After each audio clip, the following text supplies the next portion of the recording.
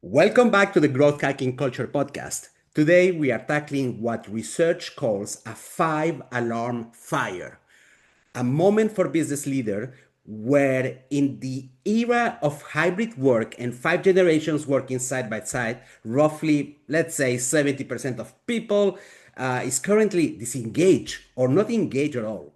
The cost is hundreds of millions in lost productivity and a revolving door of talent. What if the solution wasn't a complex HR initiative, but a fundamental shift in the supervisor-employee relationship? Joining us today is Dr. Jonathan Thorp to discuss his research on connection at work. This validated research proves that when employees feel truly seen and heard by their direct supervisors, the business impact is staggering. We aren't just talking about a feel good factor, the data shows that fully connected workforces are 38% more profitable than those that are disconnected. So there is some money value on that, which is good because there is so many human resources people who believes that this is about just hugging each other. No, it is about money. If you are a leader looking to unlock the full potential of your organization in a complex world, this is the roadmap you have been waiting for. Let's dive in. Thank you, Jonathan, for joining us today. Thank you, Yvonne. It's a privilege to be here. I wanted to just dive in research. I love research, in fact. I love numbers. This is the only way for me to get convinced about the validity of things. And in your research shows that feeling seen by leadership really matters. And when you look at the data, what is the thing that stands out the most about the role of manager employee connection that plays into performance and retention? What did you learn out of your data? That's a great question, Yvonne. There's so many things that pop out to a person when you review the research that it's tough to find one place to start. But I tell you this, it is, as you described, so much more than just a soft skill that people think is a nice to have in the workplace. Most people mistake this and they think it's a results oriented industry. And if we can also add the softer side of employee engagement, where employees and supervisors get along, well, wouldn't that be great? And what the research is telling us is that it's not only great or a nice to have, it's essential. It's a have to have. And that employees won't stick around in an organization where they do not feel seen and heard. And so, what we found, and we can talk about this, is the research validates that it's more than just a feeling of happiness. It's a feeling of belonging and a critical sense of dependence that everyone, all of us as employees, need to feel in an organization if we're going to stick around. Mm, Jonathan, I want to push a little bit the limits of the model. So you have defined connection as feeling seen and heard. Let's push the limits of this model. So I've been watching so many American movies about people in the army. Uh, do we have the same understanding of connection? For instance, in an organization where you have to listen, obey, and apply, or is that we don't really understand connection means something else inside of an organization like the army? It's fundamentally innate in all of us as human beings that we want to feel seen and heard, understood, recognized, appreciated, advocated. All of these things are necessary for us. And I think what's interesting is that the statistics you just offered, and I think I share them too, whether you're talking about Gallup or Deloitte or McKinsey, Mm. they all suggest, at least nationally in the United States, engagement hovers at around 30%. Globally, worldwide, we're reading that engagement falls to roughly 20%. And what that means is only 2 out of every 10 employees honestly feel like they're engaged in the work at hand. They go to work and participate actively. What that means is 8 out of 10 don't. They go to work and they kind of silently plod along and do their tasks and do their duties, but they're already by the middle of the day, they're thinking about the end of their day. So, what that suggests is there has to be something more. I say it's connection. But mm, you could argue that employees today are still connected. They're just not connected to humans.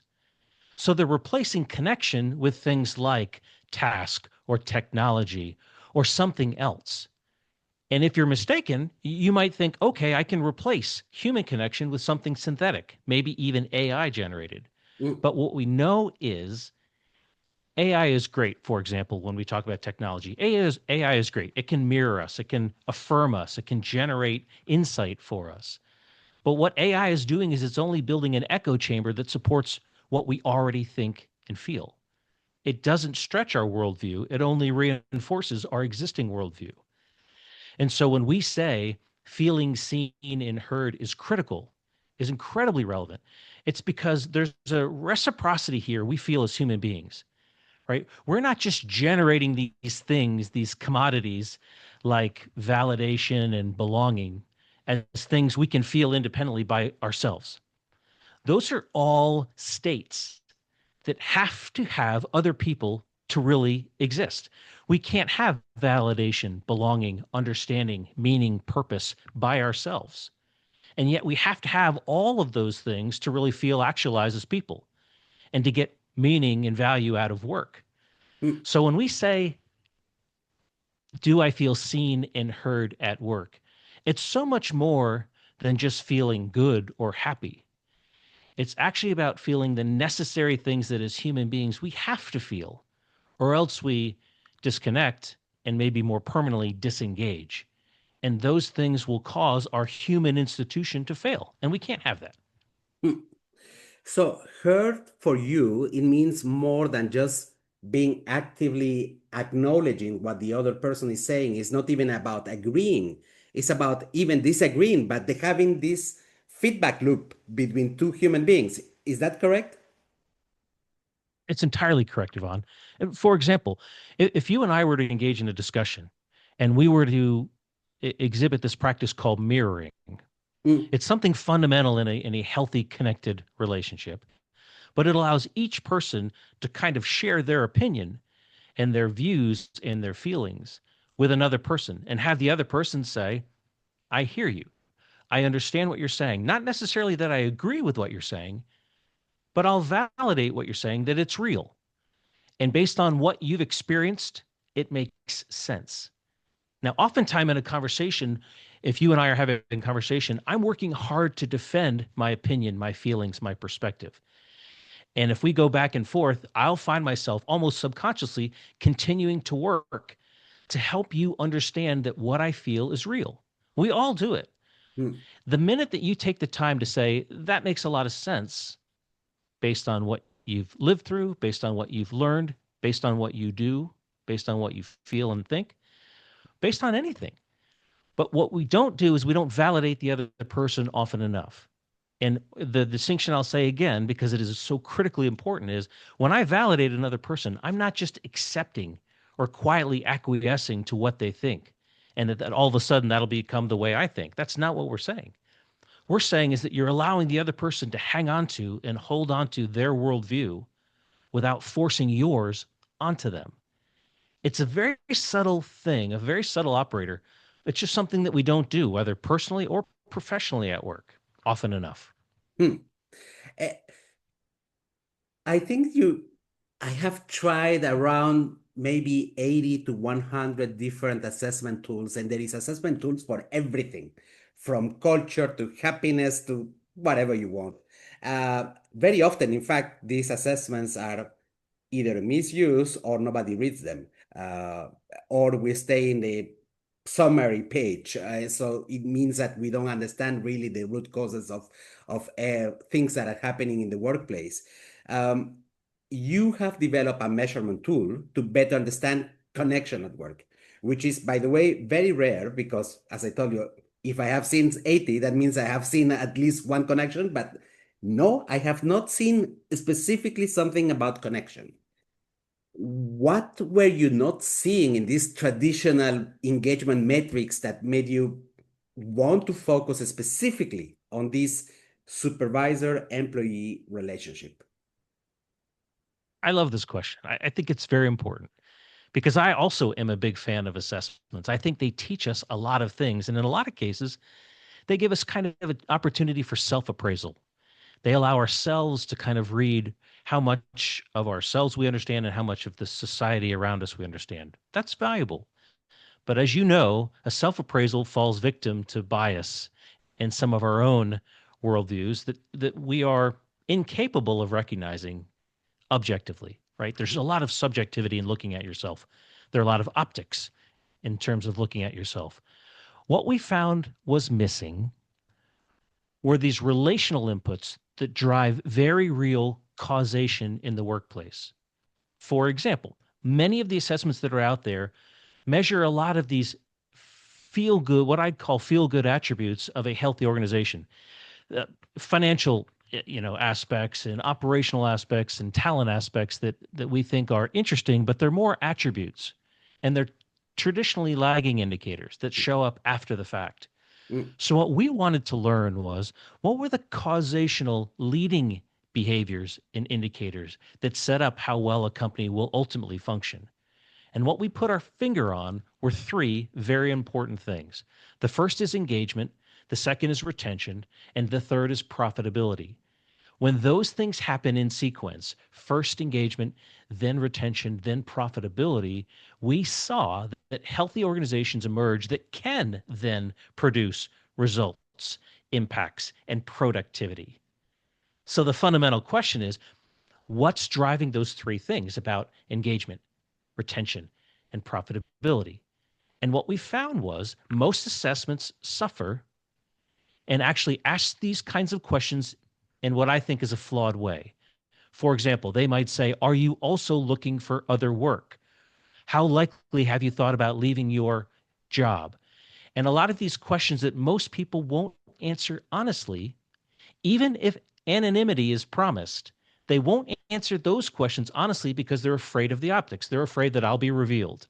Mm. And so they build these artificial facades that suggest I'm not that unhappy. All right.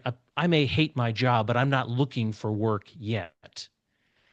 And so what we found through some very deliberate hard work is actually a question that allows somebody to answer this truthfully. And the question ultimately is, how seen and heard do you feel by your immediate supervisor?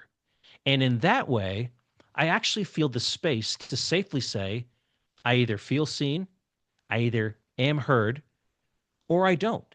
But it doesn't reflect on me negatively that someone's going to actually do the math, figure out who took the test, and come and have a conversation with me about how unhappy I am, right?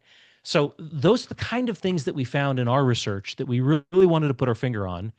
And what I'm delighted to share is our quantum pulse assessment does exactly that.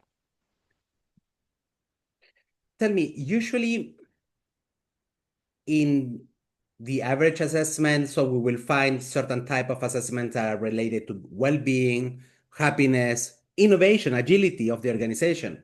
So your view of the world is saying that if we tackle well connection, things like well-being, happiness, or innovation will be a consequence of understanding correctly the level of connections that there is in an organization, so that this is the factor, one of the main factors that can derive other things that are other benefits.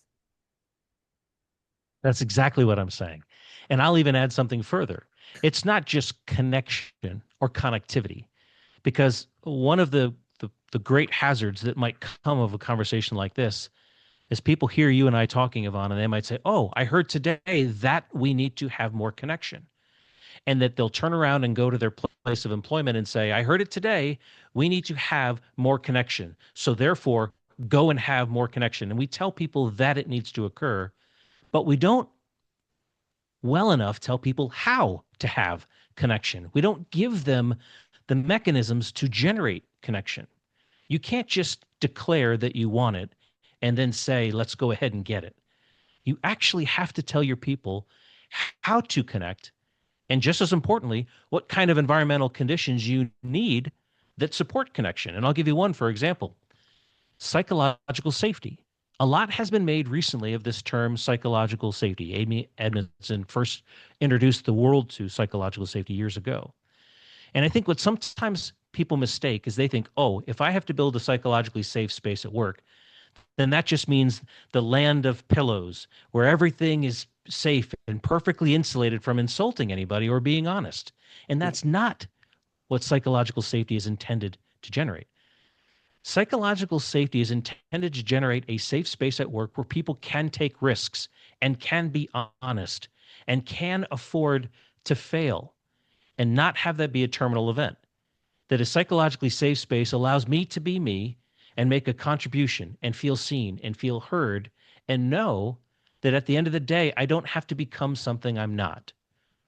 So if you can teach an organization how to become more psychologically safe, you're actually going to spawn and generate and support connection with each other. And it's that sense of connection that allows people to feel seen, feel understood, to make greater engagements and connections, to stick around in an organization longer, and to actually become more innovative, less wasteful, more profitable. And so all these things actually start to string in a line once they're developed in the right order. I'm very interested about what happens next after you receive the beautiful report about connection at work, and you understand root causes, maybe specifics about locations, maybe specifics about departments who have a tendency to be less or more connected. You have mentioned that everything is about behavior, so actions that you are visible, not intentions. And I like that your assessment is talking about behaviors, actions, not what I wish I had. Um, so how do we teach an organization? Because I'm pretty sure that if we are talking about behaviors, it's not about training them or showing them this is the list of 100 behaviors that are going to be awesome. So we have to give them tools like mental processes so that people learns on their own how to adapt to their own scale, to their own type of job, their own personalities. Is that what happens next? How do we change a sucky organization into an awesome connected organization?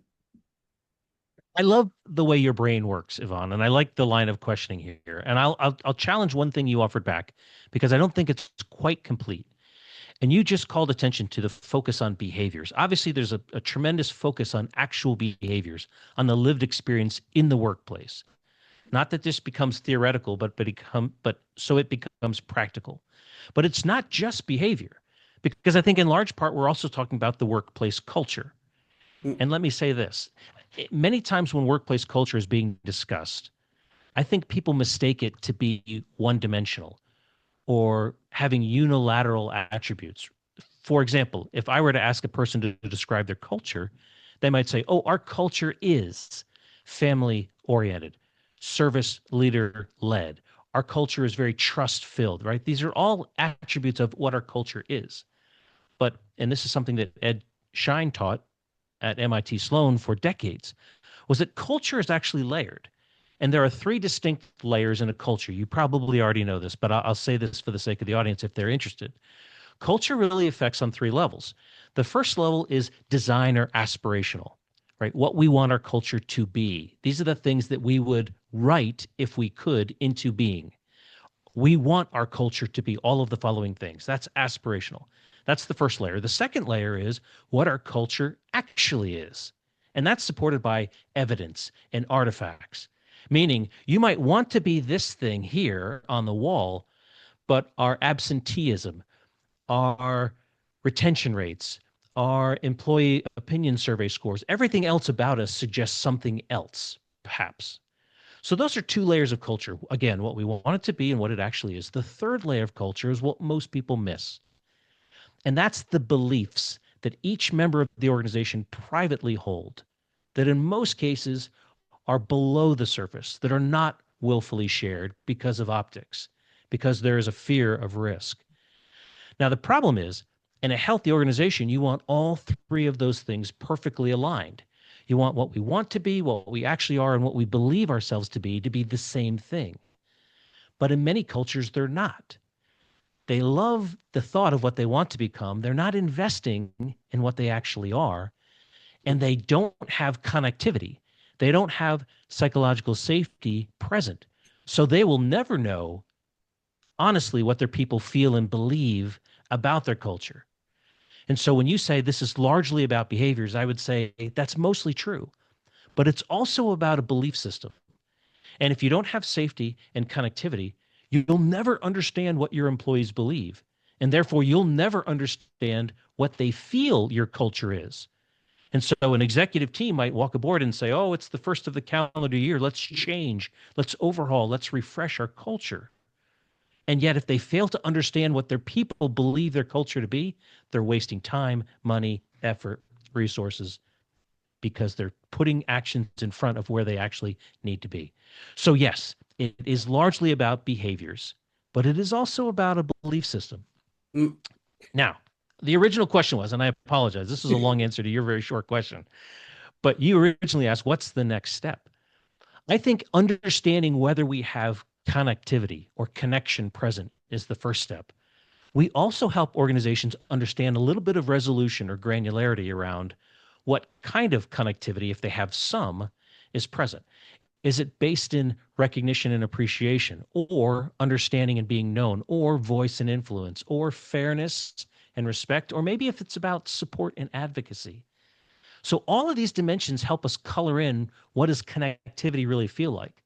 And armed with that information, we can now really help coach and guide the organization about what is the next first step. Is it actually sharing training collateral and courses with the broader audience? Perhaps. It also might be actually investigating across the executive team, how do they feel? And what kind of example are they setting?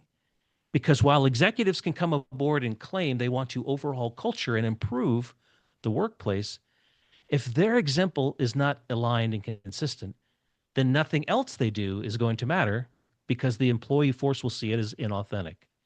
Mm. And so sometimes the first step might be one that's fairly broad in scope.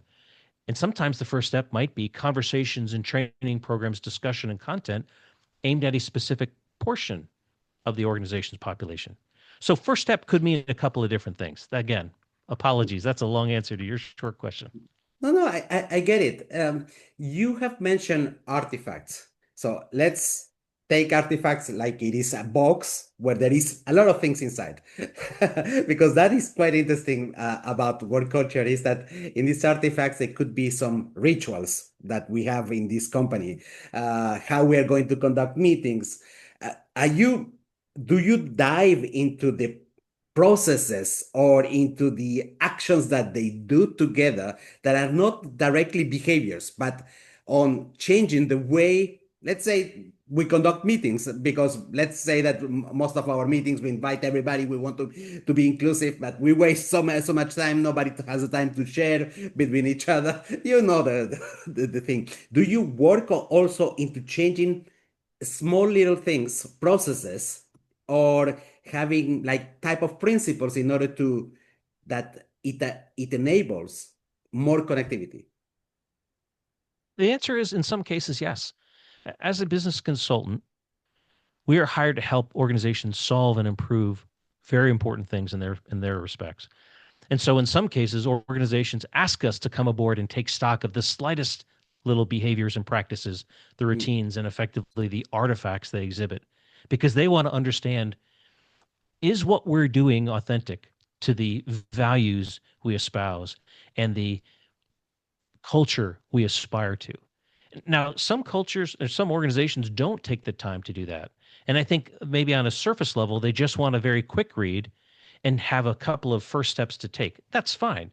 But I think the companies that are far more effective and successful actually take the time to say, why don't you come on board and observe the way we act, the way we live, and then give us some honest feedback about are those things aligned with what we are hoping to be?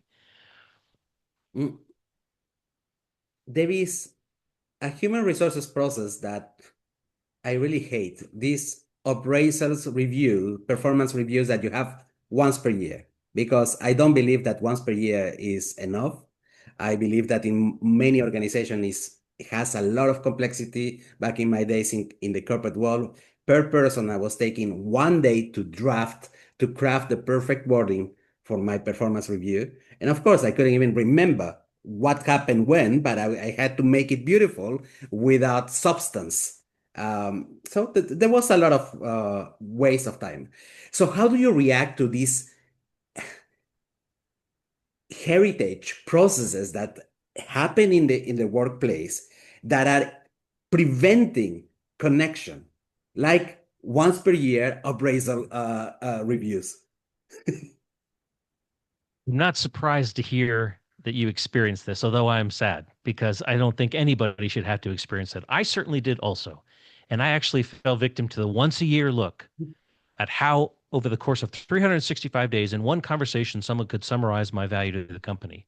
I Mm, think what's equally hard is the week leading up to that when I was asked, as you were, on a single sheet of paper, how do you represent the last 365 days, here at work? What's your contribution been like?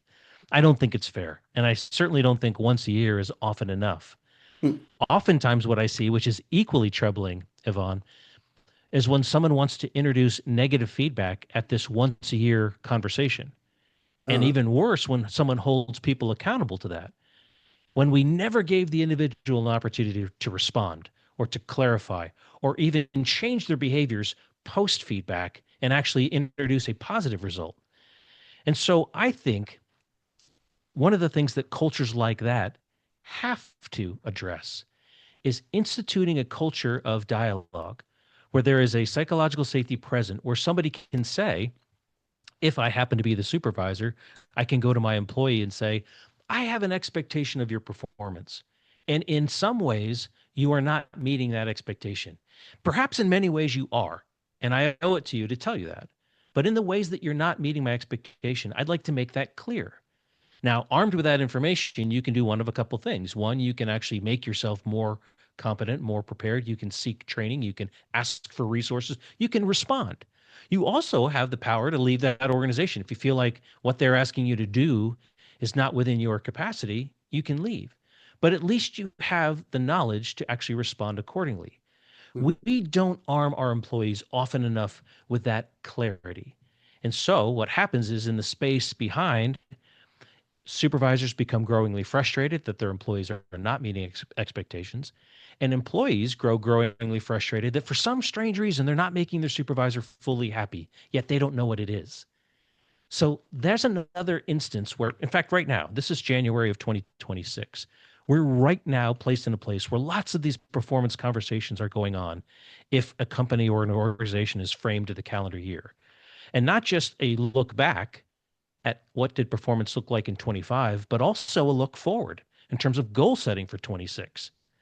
And if the culture is not dialogic, if it's not two-way conversations where they can talk about, do I feel seen and heard and safe enough to express my true feelings, then the look back conversations and the look forward conversations are meaningless because we're not really establishing the candor, the honesty to give our people a chance to actually respond in a meaningful way.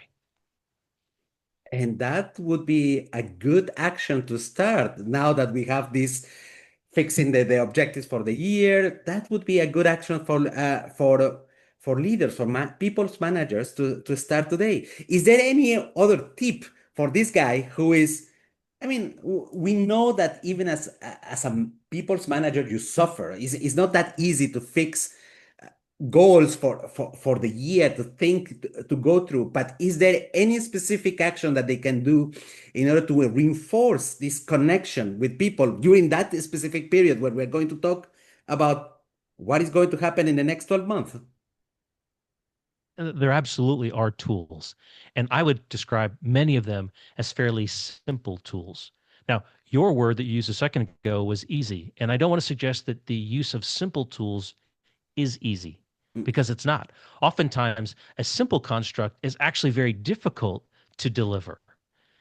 But to answer the question, what are some simple things that leaders can actually begin to start doing to demonstrate a desire in front of their people to be better connected? The first one I can tell you very simply is just to begin making more appointments with your employees to spend time together, to speak, to connect, to align.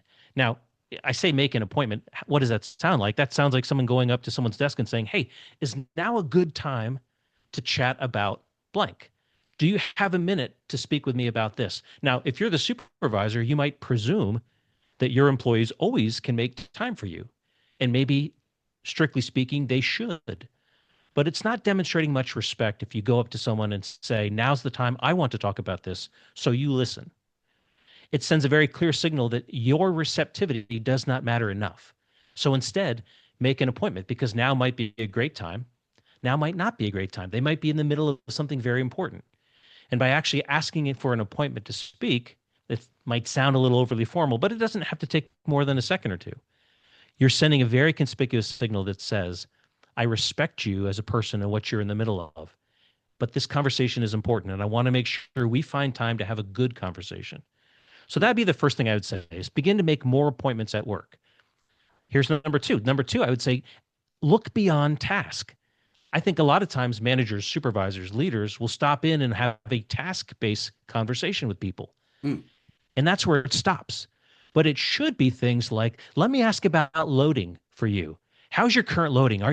Do you feel overworked? Let me ask you about capacity. How much capacity do you have left? I think the employee might think, "Oh my gosh, I'm led to believe I better answer I'm at 110% capacity, or you're going to add work for me because you think I can do more." And we don't get an honest answer there. Maybe the best thread to develop is a relationship-based conversation about, how are you finding our relationship right now? Mm. Is there tension that you're feeling? Are you resourced right? Do you have the opportunities, training, the support you need? And so asking managers to go beyond just the simple task conversation and go to other places like load, capacity, relationship are meaningful. And I guess the last one I'd give you real quick, just since you asked for a couple, is I would say make sure you learn how to truly mirror your employees. Mm. And this comes from a lot of, if you're familiar with LMX, leader member exchange, leadership development theory, a lot of new leaders make the mistake that their leader persona exists between one person, the leader, and the team. And it's one-on-one. I'm the leader. The team sees how I act. They know what they want. When in fact, the leader persona is not one-on-one, leader and team. The leader persona is actually 10 different ones, for example, on a team of 10 people. The leader has a leader persona individually with each person on the team. And they need to work hard to understand what that persona needs to do and be for each person individually. Now, most new leaders go, "That's a lot of work. I don't know if I have time to build 10 different relationships with each person on my team," right? One for each person. They just think, "Well, I'll just become the leader and I'll build my persona for, one time." Mm.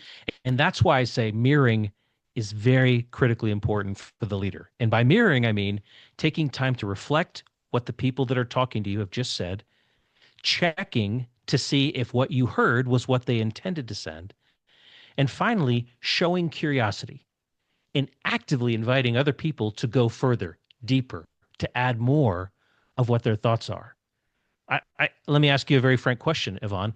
When's the last time you were in a conversation and someone asked you, "Is there more?" and invited you to go on? Mm. Does it happen often?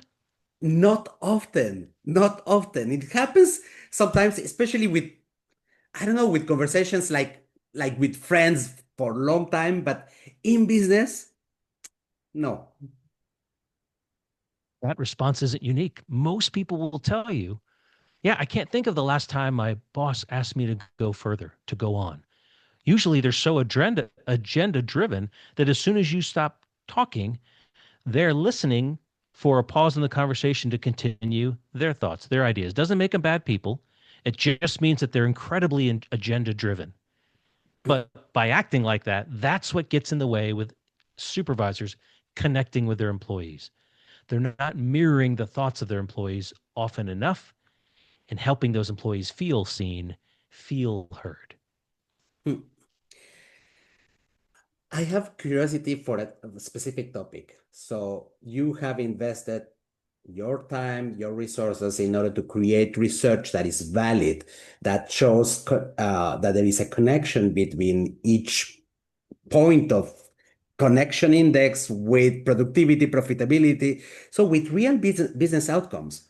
Um, there is a lot also of research that I have found from academics, from consulting firms about this connection between soft things that we see in the workplace, like happiness, like well-being, and certain contributors of wealth or value for companies. And I have the impression that CEOs don't read it.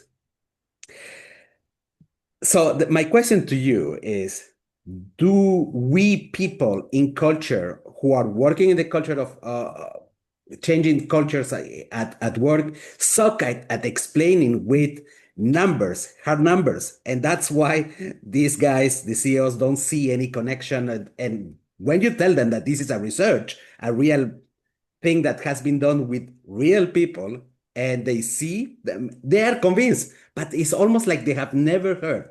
And human resources sometimes is incapable of feeding the CEO with this type of information. What can we do to change this? I love that you want to change it. I think that's a really healthy desire. If you were to ask me, who do I think's at fault? Is it possibly us? To which I would say, of course. We all have an opportunity to better message this discovery in a meaningful way that more people will pay attention to. Sometimes senior executives will take a look at this exact finding and say, oh, it sounds a little too soft. We're a multi-trillion-dollar corporation and we don't have time to just invest in soft-sided things. We Mm, want to get hard results and impacts and put in place programs, training, and roles that'll support what we want. I get it. And so maybe some of the responsibility falls on our shoulders to better message that this isn't just a nice to have, it's a critical differentiator in the talent space. If we don't address this, then we will have to spend multiples of whatever we invest in connectivity in things like onboarding and replacing the turnover that results from dissatisfied or disconnected or wasteful employees. So I'd like to say there's real consequence in what we're talking about. It's not a nice to have, it's certainly a have to have. And some of that responsibility falls on us. But this is also true. Some of the responsibility falls on the senior executives themselves. You don't just get to say, because I've been doing this for 30 or 35 or 40 years, that I now know everything I'm going to need. And this kind of comes to Carol Dweck's argument about a fixed mindset versus a growth mindset. Even senior executives that have fallen into a fixed mindset that believe they know everything they're going to need to know to run a successful company will fall victim to this and will eventually learn this lesson that mm. we all have things to continually learn. And messaging like this serves a very valuable purpose to tell people, huh, maybe the way I've been looking at it is incomplete. Not wrong. And I'm not trying to indict anybody, certainly not senior executives, for being wrong. But what I am inviting them to do is to add in some additional perspective, to ask the question, maybe I could learn one or two additional things that might round out or widen the way I see this issue. Why wouldn't I want to take steps to make my employees feel better at work? Wouldn't my customer service brand blossom if we demonstrated those very same concerns and cares for our own people that we want to for the customers that we would like to earn and win? And so I'd say yes. The fault falls in two places. Certainly, we can do more to better message how valuable and necessary these discoveries are. Conversations around our product, Quantum Pulse, and Mm. how in a simple snapshot, we can actually reveal how your organization regards connectivity. But it also falls on senior executives that have to be willing to have conversations with their HR and their talent teams to say, what does our culture look like today? Is it aligned? What's our aspirational culture versus our actual culture look like? And the third element, which no one is talking about, is what do our employees honestly believe our culture to be? Hmm. If we don't have that dialogue established, psychological safety present, we'll never know. And therefore, everything else you do probably is wasted effort.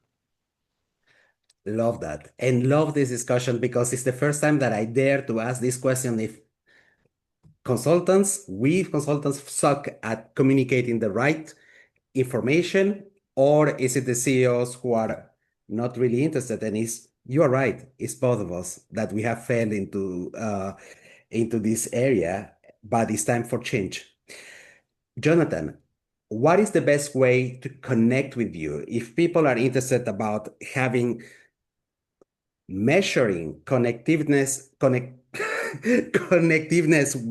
with the bottom line of the company? If they want to understand how they can sort it out, how can they reach you out and ask you questions? Well, number one, it's easy. All you have to do is go to any web browser and type in quantumconnections.com. Quantumconnections.com is a quick way to actually access our website, learn about the philosophies and the products that we have to help organizations become better connected. Mhm. In that website, there's a contact us link. I encourage everyone and anyone to reach out and shoot me an email and let me know what's on your mind. And me and team would be glad to respond and start a conversation around what kinds of things might help your organization grow and become a little bit more people oriented, a little bit, well, better connected. I love the name because I love geeky names. For me, quantum is about jumping from one level to the other, not in a continuum, but just a jump. And that is quite aspirational for culture. You know, what's funny is the name really kind of can actually confuse some because they don't understand quantum. They've heard it in science and they don't understand how it applies. But what is very important and is precise and not intended to be merely poetic, but precise. And this tracks too, if you'll allow me 30 seconds to give you the backstory. Please. This tracks, over 100 years ago, the emergence of quantum physics. Quantum physics appeared and actually complemented. It didn't replace what we knew about classic physics, but it said classic physics probably explained maybe 90% of the world. But in some cases, the classical physics explanation, Newtonian physics, didn't hold. And yet we learned was maybe at an atomic level that there were other explanations, forces at work that really mattered. And so we have now added quantum physics to give us a better explanation. Social science today is the exact same way. In fact, what we once thought in terms of classic psychology, we thought we understood human beings, that they became single actors. And the better we understood single actors, the better we would understand the world. But now quantum social sciences is telling us there's more, that individuals are actually all fundamentally interconnected to each other, that the world is not isolated actors, but relationally dependent organisms. And that for a social structure to succeed, we have to understand that we all rely on each other for things like belonging, validation, understanding, meaning, and purpose. These aren't single constructs that people can synthesize for themselves. They're states that have to be experienced with other people. And so our company name, Quantum Connections, is designed to help people complete their understanding, to know that the healthiest workspaces are those when relationality and connectivity are added and supported and made to be successful parts of the culture. This is beautiful. Jonathan, it was really nice to discuss with you. I love the fact that that what you are offering to the world is quite concrete. There is no BS, no just simply things that we want to achieve for the good of the society, but this has also an impact in businesses. I also like the fact that, as you have mentioned, that the certain assessments are not don't give you a full picture of what the situation is either the situation that we want to be in or the current situation, but there is not the perception, the beliefs from all of the employees, and this is something that is missing very often in the assessment world. Certain assessments that are still used today have 50 years of use. Certain have been already validated by new ways of psychology that it doesn't work, and they are still there. My God. Thank you, Jonathan, for your time. Vaughn, thank you for having me. I'd love to meet more of your audience. If they want to find us again, it's quantumconnections.com. Thank you for your time, and I hope you have a great day. You too.